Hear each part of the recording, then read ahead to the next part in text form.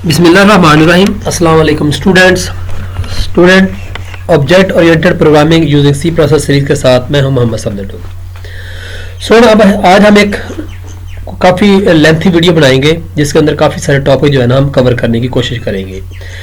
ये object oriented programming की समझ ले बेसिक्स हैं जिनके बगैर आप ऑब्जेक्ट ओरिएंटेड प्रोग्रामिंग नहीं कर सकते, चाहे वो सी प्रोसेस की हो, जावा की हो या किसी की तरह की भी हो।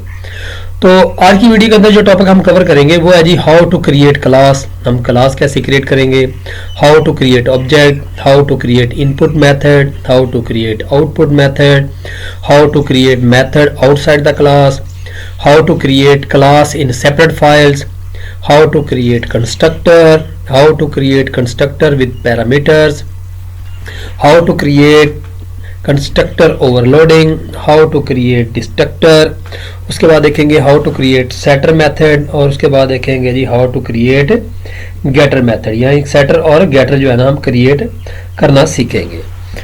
तो ये तमाम जो टॉपिक हैं इनको हम आज एक ही वीडियो के अंदर जो है ना वो करने की कोशिश करेंगे। तो उसके लिए मैं आपको लिए चलता हूँ अपने सॉफ्टवेयर डेव सी प्रोसेस के ऊपर। तो आइए स्टार्ट करते हैं। यहाँ से हम एक नया प्रोग्राम लिखते हैं, include iostream using namespace std।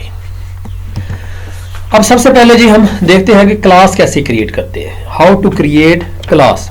Class create करने का आसान सा तरीका है, इसका जो सिंटैक्स है वो है जी क्लास का कीवर्ड, क्लास नेम, और उसके बाद ब्रेसेस स्टार्ट और ब्रेसेस को क्लोज कर देंगे और एंड पे सेमीकोलन लगा देंगे। तो यहाँ पे मैं क्लास क्रिएट करता हूँ, क्लास का कीवर्ड। अब क्लास नेम ऑप्शनल होता है, आप कोई भी क्लास नेम ले लें। जैसे मैं यहाँ पे लेता हूँ जी एम्प्लॉय, ये क्लास नेम है। मैं यहाँ पे ले लेता हूँ जी स्टूडेंट, ठीक हो गया, यानी कि क्लास का कीवर्ड और यहाँ पे आ जाएगा क्लास नेम, और उसके एंड पे मैं लगा दूंगा ब्रेसेस और ब्रेसेस को क्लोज कर दिया।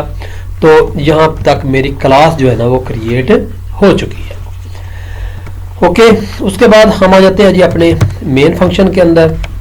मेन फंक्शन के अंदर आके हम जो है ना अब जो दूसरा पार्ट है इसके अंदर कि how to create class object, हम क्लास का ऑब्जेक्ट क्रिएट करने करेंगे। तो क्लास का जो ऑब्जेक्ट क्रिएट करने का आसान सा तरीकाकार वो ये है जी क्लास नेम, और उसके बाद आ जाएगा ऑब्जेक्ट नेम। जैसे मैं ऑब्जेक्ट का नाम में रख दिया obj1 रख दिया। अब यहाँ तक दो चीज़ें मैंने कर ली हैं, क्लास को क्रिएट कर लिया है और मैंने ऑब्जेक्ट को क्रिएट कर लिया है। क्लास को क्रिएट करने का मैंने आपको जैसे बताया था, क्लास का keyword, class name, braces start और ब्रेसेस को क्लोज कर देंगे। ऑब्जेक्ट क्रिएट करना है, यानी कि इस क्लास किस क्लास का ऑब्जेक्ट, यानी कि स्टूडेंट क्लास का ऑब्जेक्ट, स्टूडेंट ऑब्जेक्ट आप एक से ज़्यादा क्रिएट कर सकते हैं। जैसे मैं यहाँ पे रखता हूँ ऑब्जेक्ट 2 कर देता हूँ, ऑब्जेक्ट 3 कर देता हूँ, जितने मर्जी आप कर लें, इससे कोई फर्क पड़ने वाला नहीं है। तो अभी हम एक ही ऑब्जेक्ट जो है ना वो क्रिएट करते हैं। अब क्लास के अंदर जो दो चीज़ें हैं वो वेरी वेरी इंपॉर्टेंट होती हैं। एक होते हैं क्लास के डाटा मेंबर और एक होते हैं क्लास के मेथड्स। अब क्लास के जो डाटा मेंबर होते हैं वो आपको प्राइवेट जो रखते हैं हमेशा ज़्यादा, और जो मेथड है वो उसको हम जो है ना पब्लिक रखेंगे। ये प्राइवेट क्या होते हैं, पब्लिक क्या होते हैं, इनको एक्सेस स्पेसिफायर कहते हैं। इनको लिए हम एक अलग से वीडियो बनाएंगे जब हम इनहेरिटेंस को डिस्कस करेंगे, तो उस वक्त हम इसको डिटेल के साथ जो है ना वो डिस्कस करेंगे। अभी आपने सिर्फ यही रखना है कि जो भी हम डाटा मेंबर बनाएंगे उनको हम प्राइवेट रख लेते हैं, और जो मेथड बनाएंगे उनको हम क्या कर लेते हैं, पब्लिक रख लेंगे। तो यहाँ पे मैं लिखता हूँ जी प्राइवेट का कीवर्ड, और यहाँ पे मैं करता हूँ स्टूडेंट के जो है ना वो क्या जी रोल नंबर, और उसके बाद मार्क्स, और एक ले लेता हूँ मैं उसका नाम ले लेता हूँ स्ट्रिंग नेम। अब स्टूडेंट के 3 प्राइवेट डाटा मेंबर ले लिए, रोल नंबर है, मार्क्स है और नेम है, और तीनों को मैंने क्या कर दिया जी प्राइवेट रख दिया। प्राइवेट को थोड़ा सा बता दूं, प्राइवेट किसी भी क्लास का प्राइवेट मेंबर जो है ना ये डाटा हुआ होता है जिसको आप क्लास के अंदर यूज कर सकते हैं, आउटसाइड द क्लास आप इनको यूज नहीं कर सकते। तो उसके बाद हम कोई मेथड बनाते हैं, तो उसके लिए मैं यूज करता हूं पब्लिक का कीवर्ड। अब देखें जी यहाँ पे मैंने मेथड यानी कि उसका पब्लिकली मेथड बनाते हैं। हम एक मेथड यहाँ पे क्रिएट कर लेते हैं वाइड शो। हमने अभी एक मेथड बना लिया वाइड शो के नाम से, और यहाँ पे हमने कह दिया जी roll number is equal to 10 है, और सी आउट यहाँ पे रोल नंबर, और यहाँ पे कॉलन, और यहाँ पे इसको रोल नंबर को मैं शो करवा देता हूँ। ठीक हो गया। अब इसको अगर हमने शो कराना है तो इसको हमें कॉल करना पड़ेगा मेन के अंदर से। तो कॉल करने का तरीकाकार जो होता है ऑब्जेक्ट नेम डॉट वो मेथड जिसको आपने कॉल कराना होता है। ये लें जी, इसको यहाँ से रन करेंगे तो ये आपको यहाँ पे रोल नंबर जो है ना 10 शो कर देगा। अब हम यहाँ पे जो है ना दो मेथड बनाते हैं, एक हम इनपुट मेथड बनाते हैं और दूसरा जो है ना हम क्या बनाते हैं आउटपुट मेथड बनाते हैं। इसको यहाँ से ख़त्म कर देते हैं, यहाँ पे बनाते हैं जी wide in data input data, और यहाँ पे मैं करता हूँ सी आउट एंटर रोल नंबर, और उसके बाद यहाँ पे करते हैं cn रोल नंबर। इसी तरह जैसे हमने रोल नंबर को एंटर कराया है यहाँ पे कर देंगे एंटर नेम, नेम को भी इनपुट करा लें cn, यहाँ पे नेम आ जाएगा, सी आउट एंटर मार्क्स, हम यहाँ पे मार्क्स को जो है ना cn करा लेते हैं। ये लें जी तीनों हमने इनपुट करा लिया, यानी कि इनको डाटा इनपुट करा लिया है। अब इसको हम जो है ना वो यहाँ से कॉल कर देते हैं। जहाँ पे कॉल करने पहले हमने शो को किया था मेथड को, तो शो का मेथड हमने यहाँ पे ख़त्म कर दिया है, तो इसको यहाँ से ख़त्म कर देते हैं। तो अब करते हैं ऑब्जेक्ट 1 डॉट इनपुट डाटा, इसको सेव करके यहाँ से रन करते हैं। ये लें जी एंटर रोल नंबर 10 है, नेम है जी अली है, और मार्क्स हम देते हैं यहाँ पे 89। ये लें ये डाटा इनपुट हो चुका है। जिस तरह हमने डाटा इनपुट कराया है वैसे ही हम डाटा आउटपुट भी यहाँ से करवा सकते हैं। Wide out data output data, ये ले जी सी आउट, यहाँ पे हम इसको लेते हैं जी आउटपुट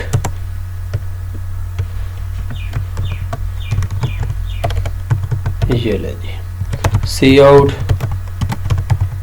रोल नंबर, और यहाँ पे आ जाएगा रोल नंबर, सी आउट नेम, यहाँ पे हम इसको नेम शो करा देते हैं, सी आउट यहाँ पे आ जाएगा मार्क्स, और यहाँ पे मार्क्स करा देते हैं। अब हम चाहते हैं कि ये सारे लाइन बाय लाइन आए, तो यहाँ पे हम एंड लाइन को यूज़ कर लेते हैं, यहाँ भी कर लेते हैं और इसको भी कर लेते हैं ताकि इसके बाद वाला जो लिखा है वो भी नीचे आ जाए। ये लें जी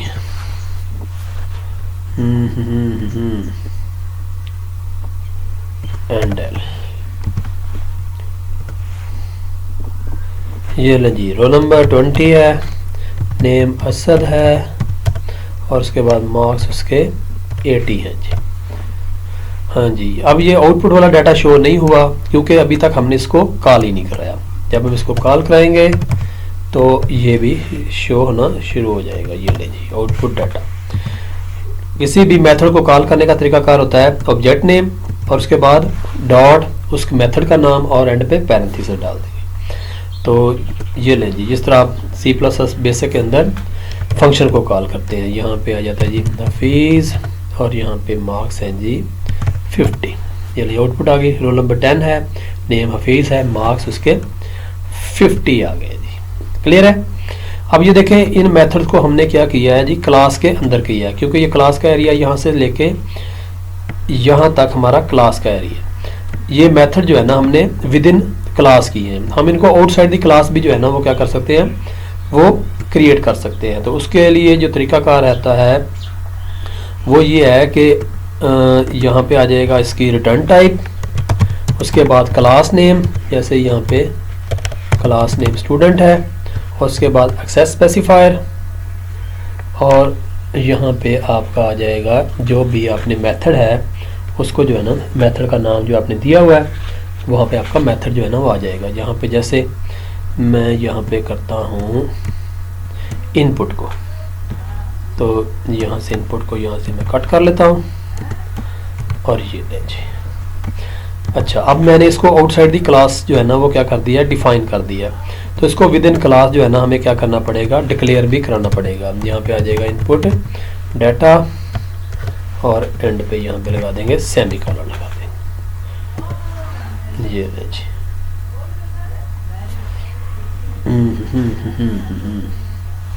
सॉरी, यहाँ पे स्टूडेंट की क्लास नेम जो है ना एस स्मॉल ही है, ये ले जी। रोल नंबर 10 है, नाम उसका अदनान है और मार्क्स उसके 89, ये ले जी। अब देखें, एक मेथड हमने क्या किया, आउटसाइड दी क्लास जो है ना वो डिफाइन कर दिया और एक को हमने विद इन क्लास कर दिया। जो भी मेथड आप आउटसाइड दी क्लास डिफाइन करेंगे उसको डिफाइन करने का तरीका क्या होता है, रिटर्न टाइप, यहाँ पे क्लास नेम, यहाँ पे स्कोप रेजोल्यूशन ऑपरेटर जो डबल यानी कि कॉलन आ जाएगा, उसके बाद वो मेथड जिसको आपने डिफाइन करना है और उसके बाद यहाँ पे मेथड के वो पैरामीटर जो है ना वो हम लिख देंगे। इसी तरह अगर हमने ये वाला मेथड जो है ना इसको भी आउटसाइड दी क्लास करना है तो इसको भी क्या करेंगे, यहाँ पे हम इसकी यहाँ पे आ जाएगी return type, class name, scope resolution operator, ये देखें इनपुट और यहाँ पे इसको ये ले जी। अब इन सारी चीज़ों को हम यहाँ से बल्कि कट कर लेते हैं, कट करके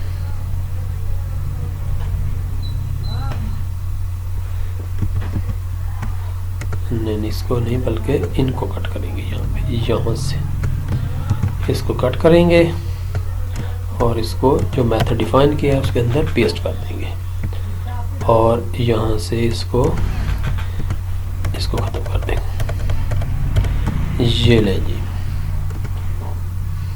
एंड पे सेमीकोलन लगाएंगे, वाइड स्टूडेंट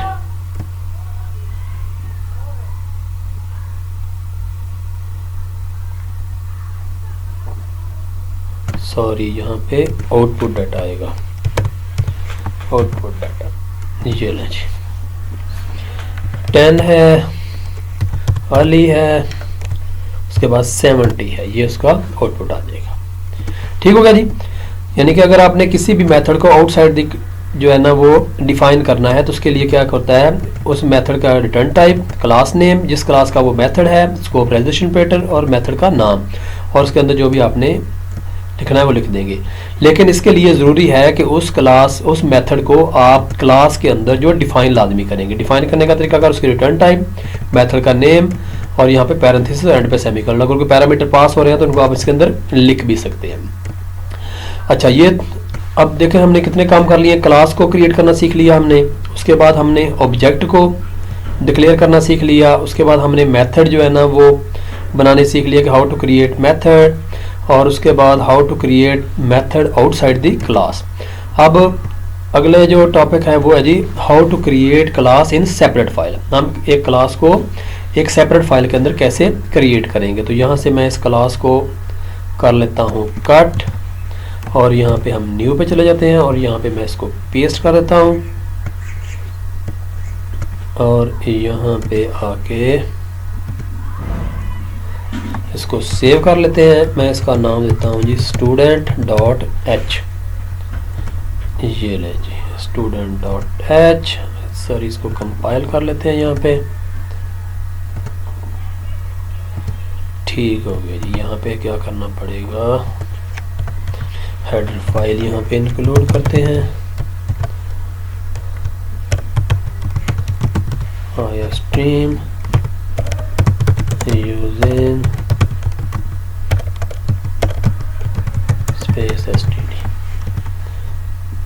ये कंपाइल हो गया जी। उसके बाद इस क्लास को इसके अंदर इंक्लूड करा देंगे, जैसे हमने इस हेडर फाइल को इंक्लूड किया है और कराया। इंक्लूड डबल कोट के अंदर हम लिख देंगे student.h, ये ले जी, ये एंटर। रोल नंबर 10 है, अली है और उसके बाद यहाँ पे 60 है। देखें जी, अब हमने क्या किया, इस क्लास को एक अलहदा फाइल के अंदर जो है ना वो क्या कर दिया, डिक्लेयर कर दिया।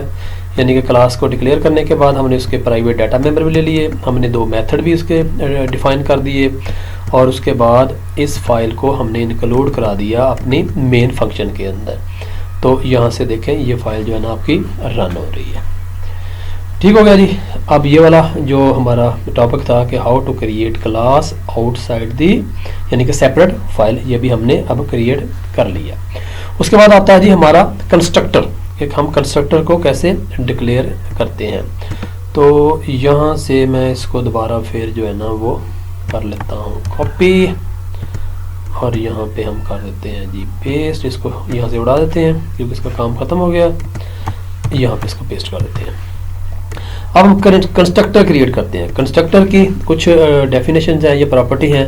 कंस्ट्रक्टर की कोई रिटर्न टाइप नहीं होती। कंस्ट्रक्टर नेम जो है ना वो आपका सेम एज क्लास नेम होता है, और वो जो है ना कंस्ट्रक्टर जैसे आप कोई मेथड डिक्लेयर करेंगे वो आपका क्या हो जाता है, इन्वोक हो जाता है। तो यहाँ पे स्टूडेंट, तो क्लास नेम स्टूडेंट है तो कंस्ट्रक्टर का नाम भी स्टूडेंट आ जाएगा। तो यहाँ पे सी आउट, यहाँ पे लेते हैं आई एम कंस्ट्रक्टर, ये लें जी, और एंड पे एंड लाइन लिख देते हैं।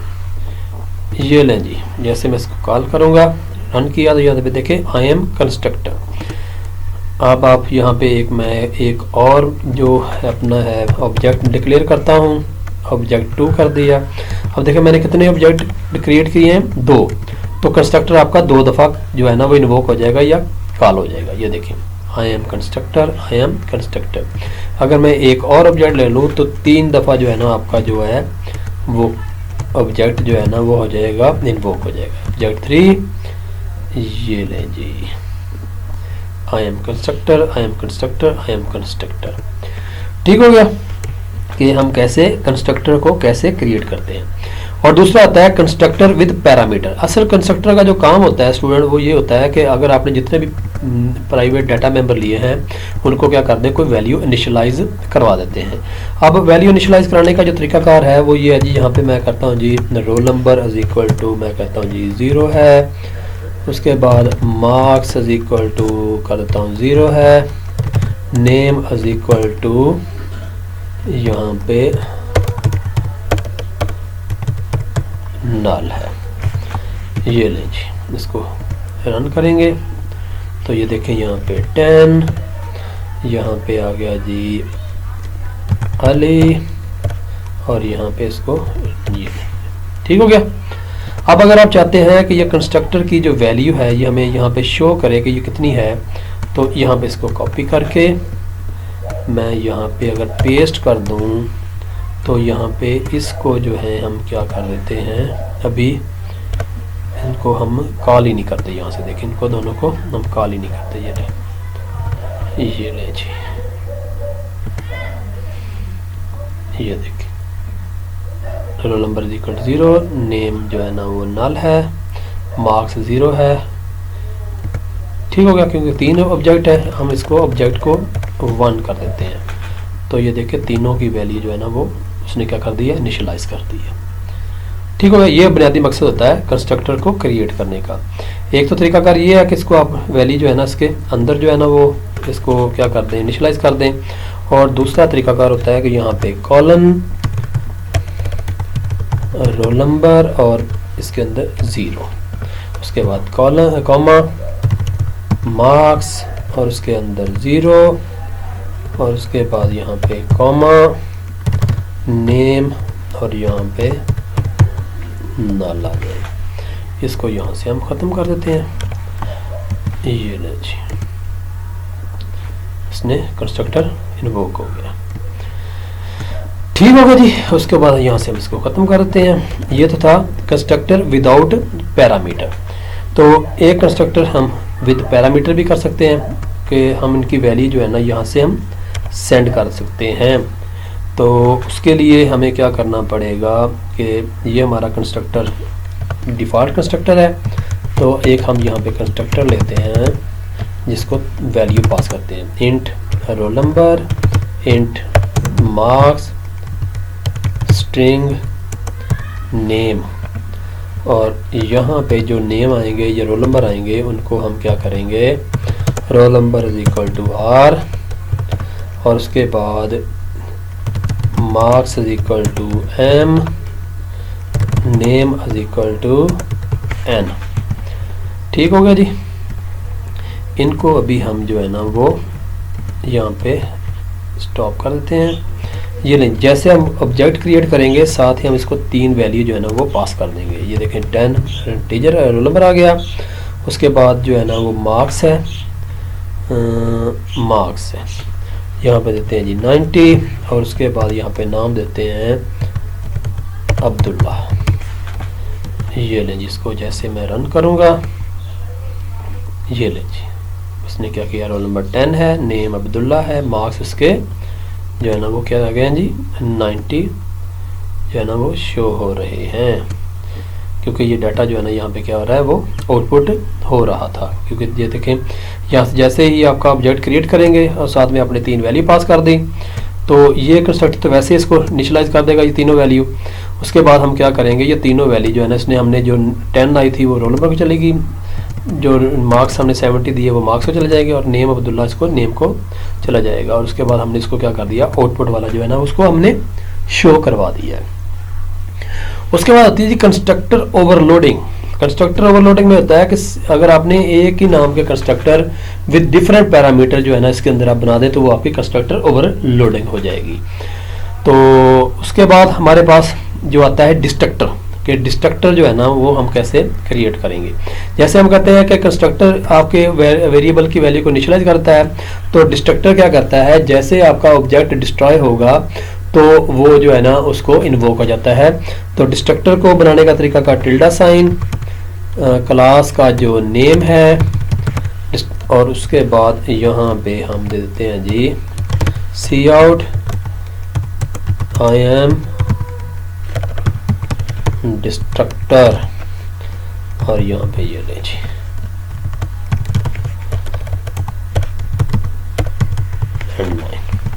इसको यहाँ पे रन करते हैं।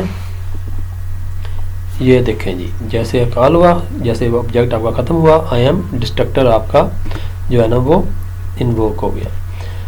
अच्छा, अब यहाँ पे मैं अगर एक और वेरिएबल ऑब्जेक्ट ले लूँ, ऑब्जेक्ट 2, तो ये देखें मेरा डिस्ट्रक्टर भी 2 दफ़ा जो है ना वो कॉल हो जाएगा। ये देखें I am destructor, am destructor. ठीक हो गया जी। उसके बाद स्टूडेंट जो सबसे इम्पॉर्टेंट चीज़, हम जो है ना अपने सेटर मेथड और गेटर मेथड जो है ना वो उनको हम कैसे क्रिएट करते हैं। तो एक दफ़ा इन सारे को जो है ना हम एक दफ़ा ख़त्म कर देते हैं। तो सिर्फ हम जो है ना यहाँ पे इसके प्राइवेट और पब्लिक रहने देते हैं। ये लें जी, यहाँ पे आपकी क्लास। अब हमारे पास ये 3 जो है ना वो आ रहे हैं जी, हमारे पास वैल्यू आ रही है, प्राइवेट डाटा मेंबर आ रहे हैं। तो इन तीनों को वैल्यू को जो है ना हम सेटर के थ्रू सेट करा देते हैं। पहले सेटर के थ्रू जो है ना उनको हम सेट करवा देते हैं। तो यहाँ पे देखें जी, यहाँ पे आ जाएगा वाइड सेट रोल नंबर, उसके बाद यहाँ पे आ जाएगा इंट आर, और यहाँ पे आ जाएगा roll number is equal to are.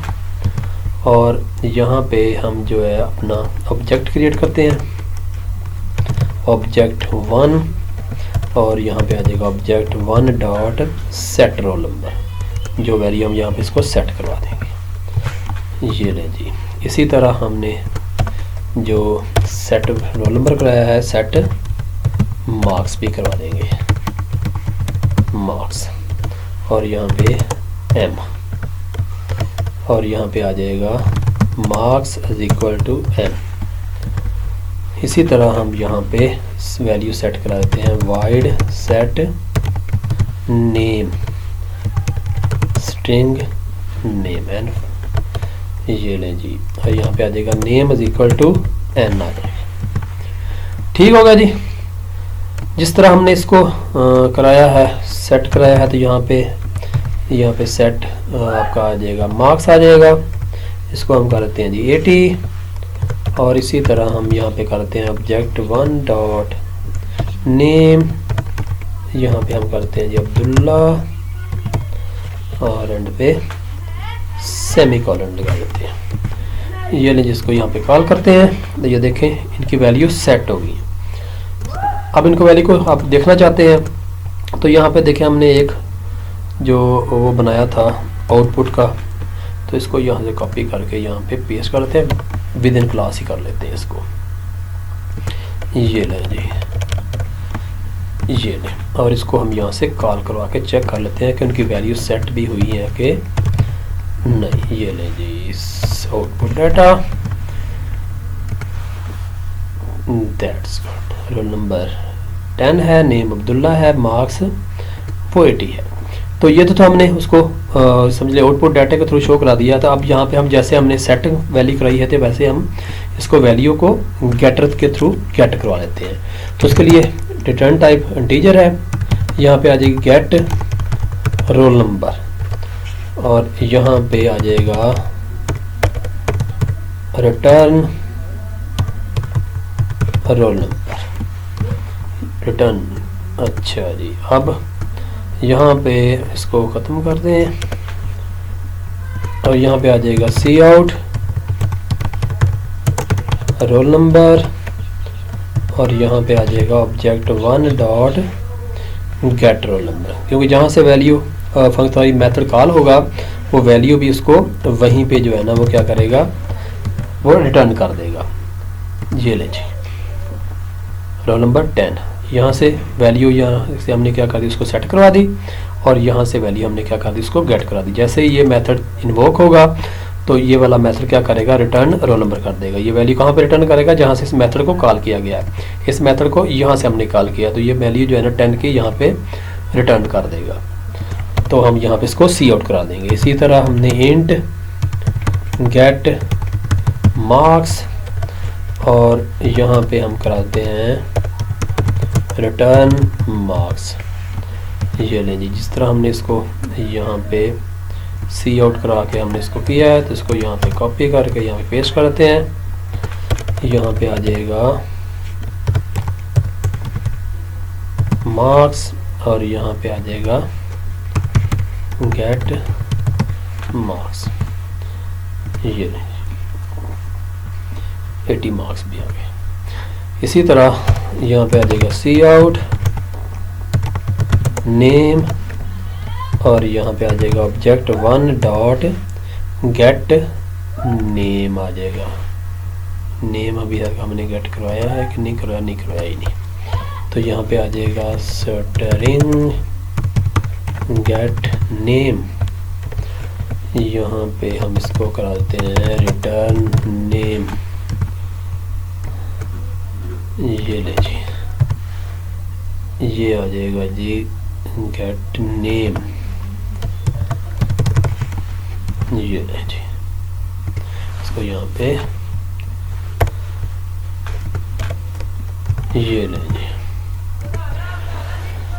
That's good. यहाँ से हमने क्या किया, वैल्यू जैसे हमने सेट करवा दी थी, और यहाँ से तीनों वैल्यू हमने क्या करा ली हैं, गेट करवा ली हैं। और हमने ये देखें ये सेट रोल नंबर का है, यानी कि जो वैल्यू हम सेंड कर रहे हैं 10, यहाँ से देखें इसको फंक्शन मेथड को जैसे कॉल करेंगे तो 10 वैल्यू साथ में ये इसको एक्चुअल पैरामीटर के तौर पे सेंड कर देगा।